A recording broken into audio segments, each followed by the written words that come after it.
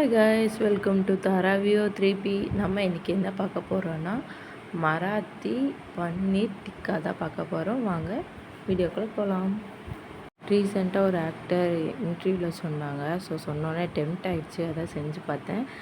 தேவையான பொருட்கள் கொஞ்சம் பூண்டு, வரமிளகா, வேர்க்கடலை, மல்லி இலை, ஒரு 5-6 முந்திரி, அப்புறம் கொஞ்சமாக சால்ட். சரி வாங்க போய் செய்யலாமா? ஸ்டவ் ஆன் பண்ணிக்கோங்க. ஆன் பண்ணி வெறும் கடாயை மட்டும் வச்சுக்கோங்க. ட்ரையாக தான் ஃப்ரை பண்ண போகிறோம்.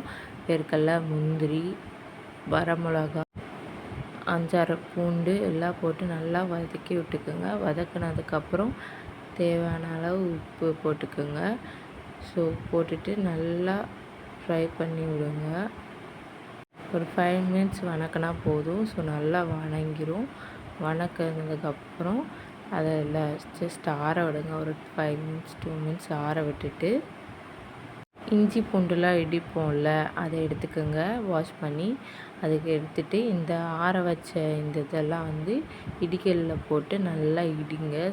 நல்லா ஒரு மாதிரி திரியாக வர அளவுக்கு இடிச்சுக்குங்க. இடித்ததுக்கப்புறம் மல்லியிலையும் போட்டு நல்லா இடித்து எடுத்துக்கோங்க. எடுத்தால் இந்த மாதிரி ஒரு பேஸ்ட் கன்சிஸ்டன்சியில் வரும். இந்த பேஸ்ட்டை பன்னீரோட ஃபுல்லாக நல்லா டிப் பண்ணி உருண்டை பிடிச்சி எல்லாம் எடுத்துக்கோங்க. இந்த மாதிரி எடுத்ததுக்கப்புறம் ஒரு பேனில் எண்ணெய் ஊற்றி நல்லா ஹீட் ஆனதுக்கப்புறம் இதை ஒன்று ஒன்றா போட்டு மீடியம் ஸ்ப்ரேயில் வச்சு நல்லா ஃப்ரை பண்ணி எடுங்க. ஒரு ஹேபிட் இருக்குங்க, எப்போ ஏதாச்சும் டெம்ட் ஆகிடுச்சுன்னா அப்போவே வாங்கி சாப்பிட்றணும், இல்லைன்னா செஞ்சு சாப்பிட்றணும். இந்த ஒரு ஹேபிட் எனக்கு எப்போவுமே இருக்குது. உங்களுக்கும் இந்த மாதிரி ஏதாச்சும் ஒரு ஹேபிட் இருந்தால் கமெண்டில் சொல்லுங்கள். நான் இப்போ இந்த வீடியோவில் காட்டுறேன்ல, அந்த மாதிரி ஒன்று ஒன்றா போட்டு நல்லா வதக்கி எடுத்துக்கோங்க. அப்போ தான் நல்லா கிறிஸ்பியாகவும் ஸ்பான்ச்சாகவும் இருக்கும். இது ஹோம்மேட் பன்னீர்.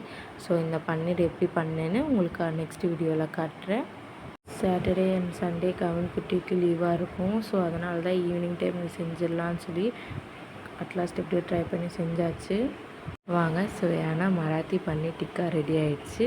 கண்டிப்பாக இந்த ரெசிபி நீங்களும் ட்ரை பண்ணிவிட்டு எனக்கு கமெண்ட் பண்ணுங்கள்.